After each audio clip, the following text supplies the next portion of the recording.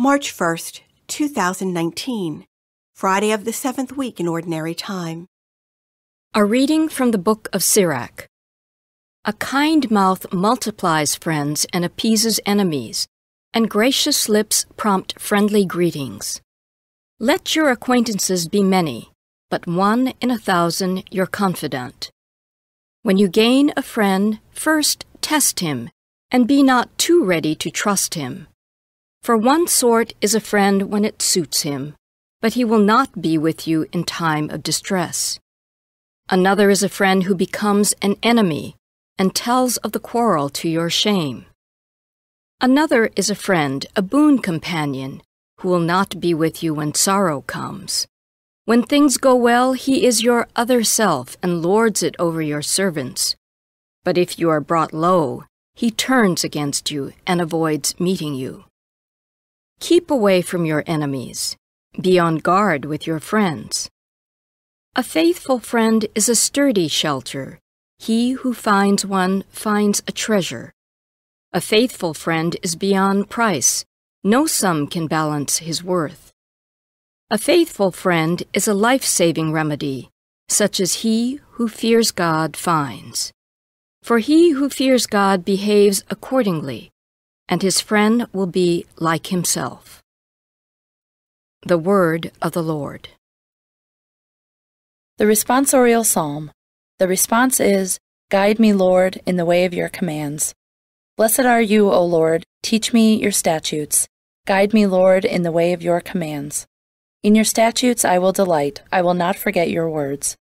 Guide me, Lord, in the way of your commands. Open my eyes that I may consider the wonders of your law. Guide me, Lord, in the way of your commands. Make me understand the way of your precepts, and I will meditate on your wondrous deeds. Guide me, Lord, in the way of your commands. Give me discernment that I may observe your law and keep it with all my heart. Guide me, Lord, in the way of your commands. Lead me in the path of your commands, for in it I delight. Guide me, Lord, in the way of your commands.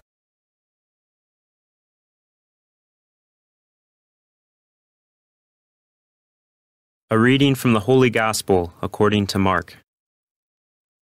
Jesus came into the district of Judea and across the Jordan. Again crowds gathered around him, and, as was his custom, he again taught them. The Pharisees approached him and asked, "Is it lawful for a husband to divorce his wife?" They were testing him. He said to them in reply, "What did Moses command you?" They replied, "Moses permitted a husband to write a bill of divorce and dismiss her." But Jesus told them, "Because of the hardness of your hearts he wrote you this commandment.